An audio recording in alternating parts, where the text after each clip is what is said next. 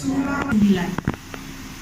Tapi karena Ibu harus menghadiri Munas Partai Golkar, jadi hari ini kita undur sedikit, pukul 13 kita baru bisa ketemu. Terima kasih banyak atas kesediaannya untuk hadir, dan hari ini kita akan bincang-bincang sedikit mengenai beberapa hal yang bangsa ini. Ada beberapa pesan yang harus Ibu sampaikan. Jelas, bisa saja tidak ada gejala, tapi sudah bisa menularkan ke orang lain.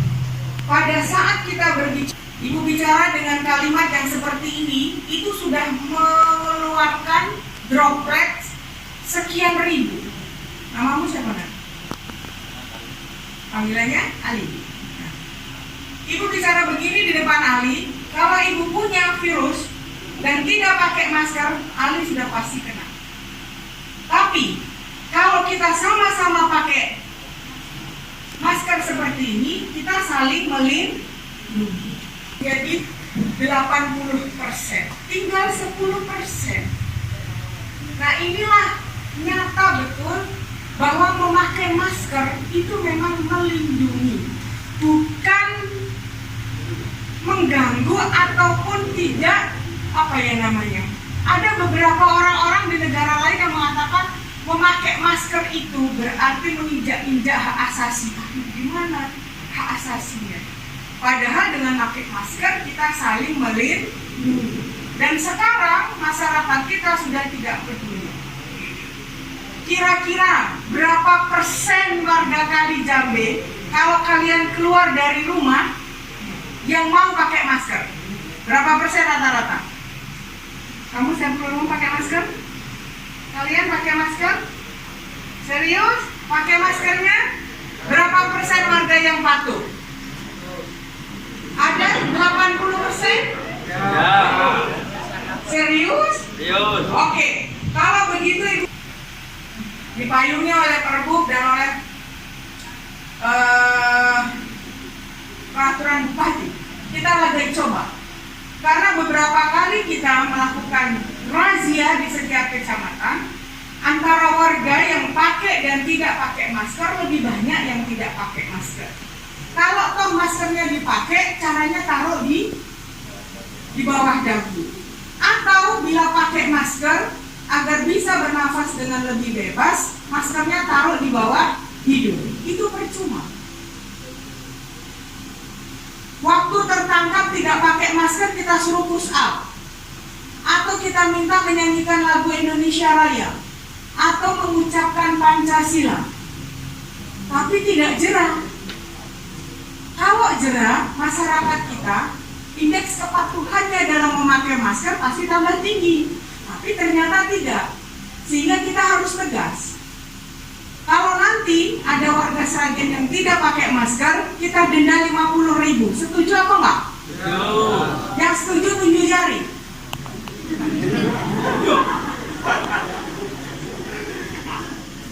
Yang tidak setuju tunjuk jari.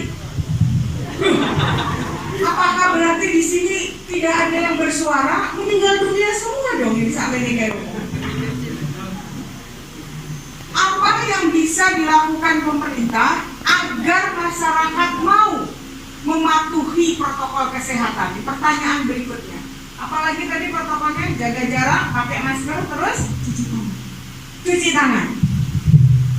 Tahu cuci tangan yang benar? Bisa dipraktekkan? Bisa, coba. Langkah pertama, ambil sabun dan air mengalir. Terus telapak tangan, kemudian punggung tangan, kemudian sela-sela jari. Setelah sela-sela jari, kuku jari, jempolnya, terakhir, punggung jari. Kalau rutin cuci tangan seperti ini, tidak ada 5 detik kita sudah bisa melakukan ini dan bersih tangan kita. Ini protokol kesehatan. Pakai maskernya, jaga jarak, cuci tangan. Kemudian apalagi? Jaga kesehatan, cek suhu tubuh. Kalau setiap kita melakukan kegiatan, anak-anakku semua, kalau ingatkan semua orang tua di rumah. Kalau di rumah ada yang bapaknya jadi Pak RT, kemudian rapat, kalian ingatkan bahwa protokol kesehatan itu wajib dan harus dilakukan. Oke? Mau dapat hadiah? Mau? Suka goes? Suka? Oke, sepedanya bawa sini.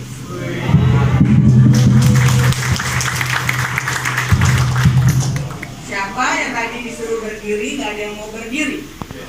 Kalau ibu tanya, pasti dapat hadiah. Keren kan sepedanya?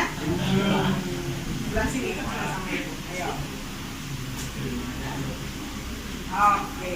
Mana HP-mu?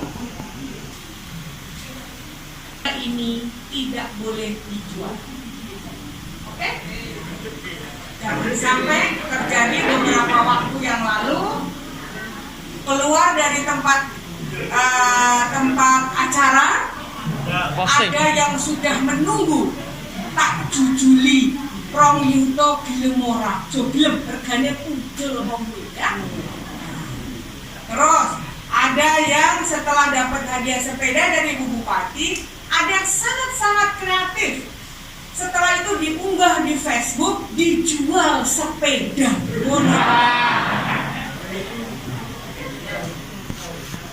Kenapa ibu bisa tahu? Kan yang lapor banyak. Karena ada tulisannya di sepedanya. Mbak Yuni selalu di hati. Jadi dilihat, kelihatan lah sepedanya dari Bu Bupati dijual. Akhirnya nanya, Bu Bupati sekarang jualan sepeda? Ya Allah. Oke, bisa dipakai ya. Silahkan dicatat dulu namanya. Jadi kalian harus menjadi relawan COVID-19. Kasih tahulah sesama teman-teman milenial ini dengan problematikanya, tapi secara umum dampak dari virus ini sungguh sangat membuat semua bangsa-bangsa menjadi susah karena tidak hanya warganya terjangkit, tapi juga ekonominya ambruk. Semakin kesini, mulai dari pertama kali, kenapa disebut COVID-19? Karena penyakit ini ditemukan pada tahun 2019 dan itu di akhir tahun 2019. Pada masa itu Indonesia belum ada. Kita baru masuk pertama kali di Indonesia, Bapak Presiden Republik Indonesia mengumumkan, kalau tidak salah itu di bulan Februari. Kenapa Indonesia paling akhir? Karena virus ini sudah mutasi beberapa kali. Seharusnya virus ini tidak tahan di suhu panas. Sehingga kita yang ada di iklim tropis, kita bisa merasa lebih safe dan secure karena virus ini mati pada suhu tertentu. Tapi ternyata virus ini bermutasi sedemikian rupa dengan migrasi orang-orang yang semakin cepat dari satu negara ke negara lain, akibatnya virus ini bermutasi sedemikian rupa. Indonesia mengatakan, oh ada virus corona di tempat kita, itu sekitar bulan Februari. Pada saat itu masyarakat semuanya menanggapi ini dengan serius. Sampai ada beberapa kebijakan yang kita ambil, seperti pemberlakuan PSBB. Kemudian ada istilah lockdown. Walaupun diseplesetkan macam-macam lah. Kalau di tempat kita itu gandeng wong Jawa gitu, jadi rodok lucu-lucu. Awas jangan lewat, di sini sedang lockdown gitu katanya. Padahal lockdown. Jadi ditulis lockdown gitu katanya. Ada saja. Nah, itu dengan beberapa kebijakan yang kita ambil, 3 bulan pada waktu itu kita praktis tidak diizinkan berkegiatan di luar rumah, kecuali untuk hal-hal yang paling penting dan urgent. Pada saat itu kita memasuki bulan suci Ramadan. Itu pun kita diminta untuk melaksanakan sholat tarawih di rumah masing-masing. Ingat semuanya? Semua patuh. Karena menyadari bahwa virus ini memang sangat berbahaya dan semua orang punya risiko untuk terkena virus ini. Bertambah bulan, tentu pemerintah mempunyai pemikiran yang sangat mendalam. Kalau masyarakat tidak diizinkan untuk keluar rumah, tidak diizinkan untuk berkegiatan, tentu ekonomi kita akan ambruk. Orang nggak bisa jualan, tidak terjadi jual beli, ekonomi tidak bergerak. Orang yang sakit tambah banyak, ekonomi ambruk. Akhirnya diambil kebijakan, ayo kita menerapkan kehidupan new normal. Ingat, new normal. Tapi masyarakat menganggap normal. Jadi new-nya lupa. Dianggap bahwa virus ini sudah tidak ada. Pandemi ini sudah berakhir. Nah, Sragen sendiri sampai dengan hari ini sudah 160 orang lebih yang terkena. 11 orang yang meninggal dunia. 44 orang dinyatakan positif. Yang 95 sudah sembuh. Kenapa Ibu undang kalian? Karena kita harus share ini. Beberapa kali kita membuat kebijakan, virus ini hanya bisa ditanggulangi dengan masyarakat patuh terhadap protokol kesehatan.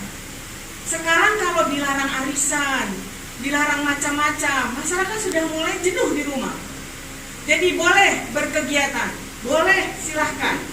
Yang mau punya hajatan silahkan, yang mau rapat RT silahkan. Kalian mau kumpul-kumpul dengan teman-teman goes bareng silahkan, tapi ingat protokol kesehatan. Sekarang Ibu mau tanya, siapa yang bisa menjelaskan apa saja protokol kesehatan yang harus kalian patuhi pada pandemi corona ini? Ada yang berani tunjuk jari? Maju ke depan. Ayo. Anak kali jamnya mestinya anak-anak yang hebat. Harus berani berbicara.